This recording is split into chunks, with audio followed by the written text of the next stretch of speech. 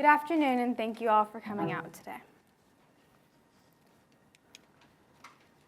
There's a girl dressed in all black from head to toe. She pulls down her sleeves to cover up her scars. One might ask, why is she doing this? She has a voice. Why can't she just tell us what's wrong? She wants to speak, yet doesn't know how. She wants to share, but falls to the ground.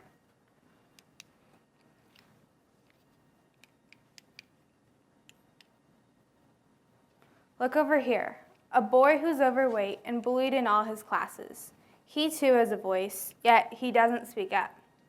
How does one voice in a city of pain speak up and actually be heard?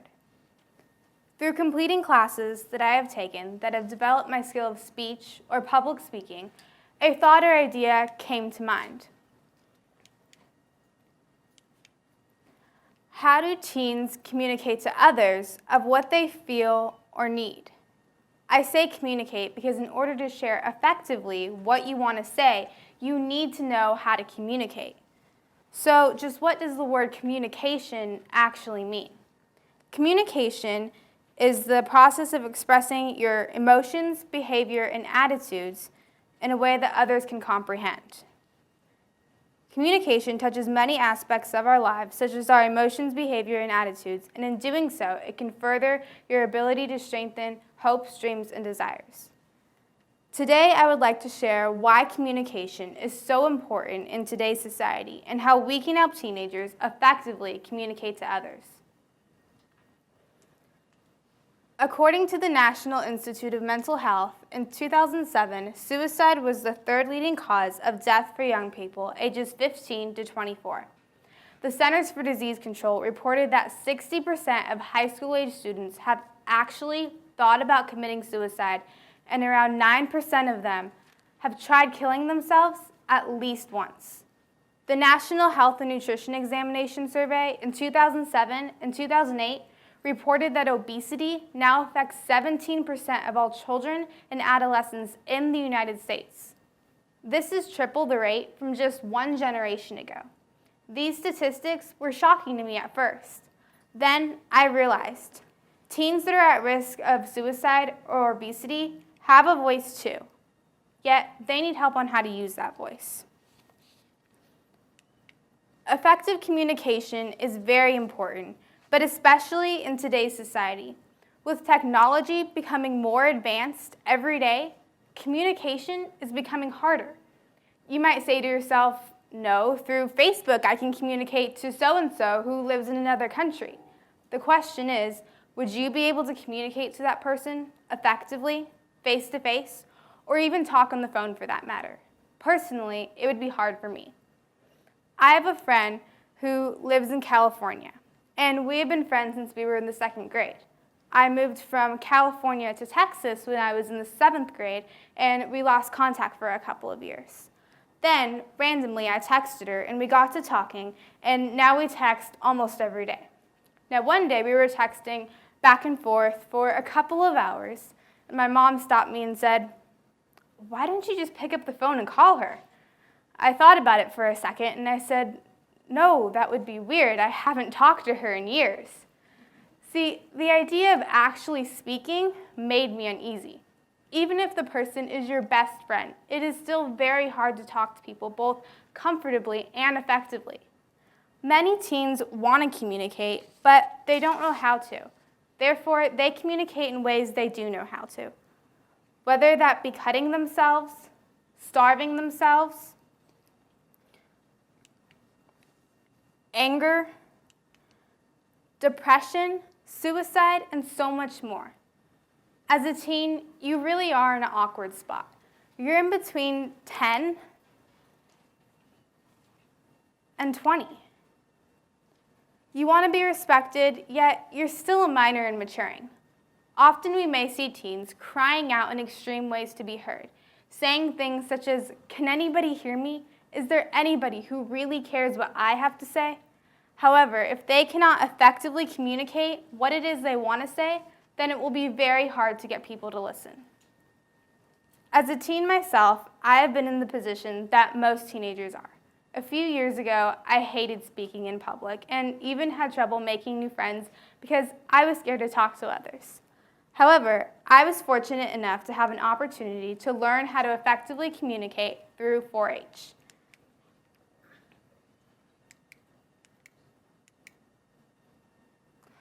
.4-H offers a program called the Toastmasters Youth Leadership Class, which teaches youth how to give a speech and other various topics.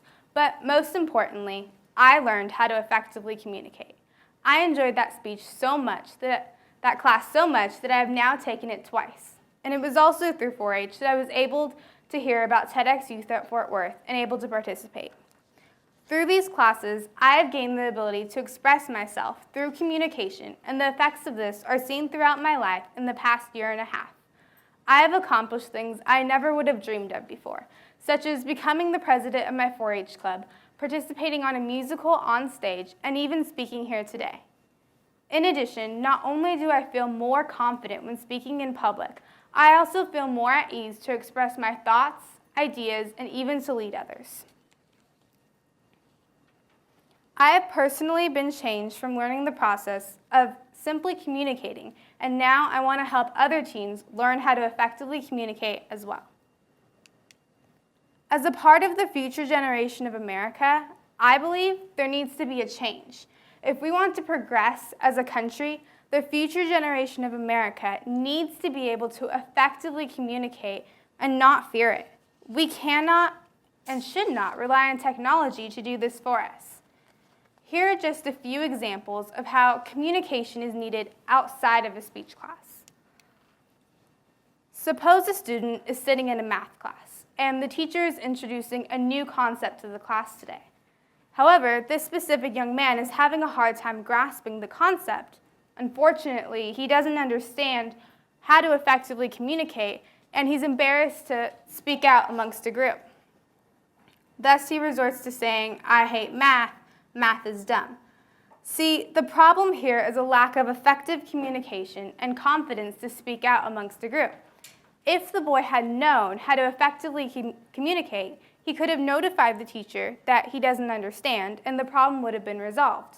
Then that young man might grow up to become an engineer where he works with math consistently, and his communication skills would have definitely helped him along the way. Another example is a girl who was bullied and teased at school. She comes home and her mom says, "How was school?" She shrugs it off with an abrupt fine, thus concealing her true emotions from her mother. This goes on for several years until she's a teen and can't handle it anymore. So she turns to drugs as her escape and becomes another average high school dropout.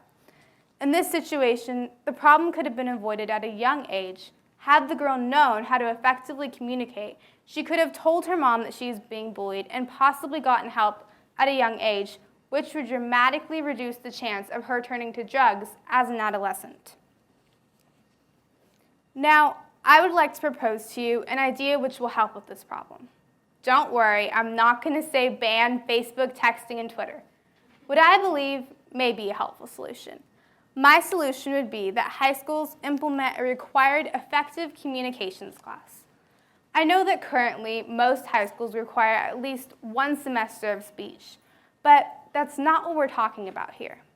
We are talking about simply communicating. How can we expect high school age students to do well in a speech class when most of them can't even communicate properly to their parents? I believe that through this class, students will be able to effectively and comfortably communicate whatever they need or want to.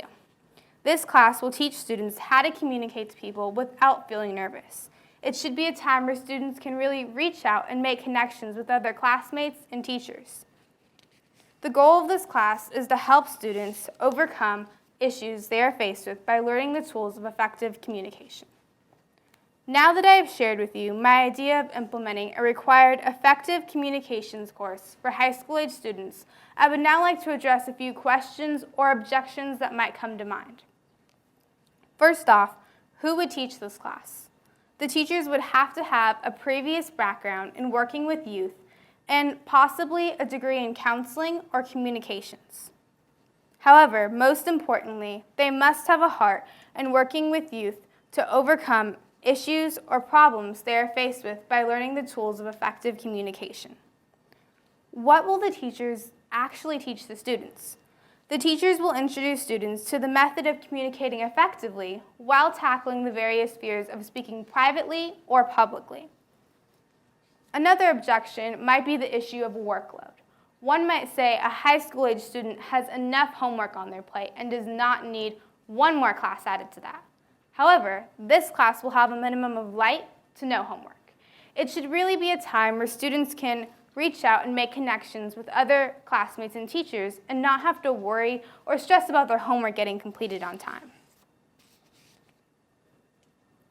Many times, I have heard adults use the phrase, communication is key. Now that I'm older, I really see the full meaning of that small little phrase. Communication is key.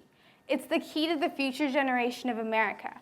And what's the key if you don't know how to use it or don't even know what it unlocks? Out of all the topics I could have I chose effective communication. Why? Because it matters to me. I have personally been changed from it, and it concerns me when I see teenagers overdosing on drugs, getting pregnant at 15, at risk of obesity, and contemplating suicide. I urge you to help me with this because one voice can make a difference. And together, we can help stop that girl from cutting herself. And maybe, later in life, she'll become a nurse and a mom to 2 beautiful girls. And she could very well be your niece, your granddaughter, or the happy little girl who lives across the street. And the boy who is teased about his weight will finally be able to communicate why he turns to food and what's really hurting him. Then he may grow up to become a personal trainer and the strong father of a family. This young man could very well be your nephew or your grandson or your friend's son. But through communication, one voice in a city of pain can be heard, and a new door can be opened. Thank you.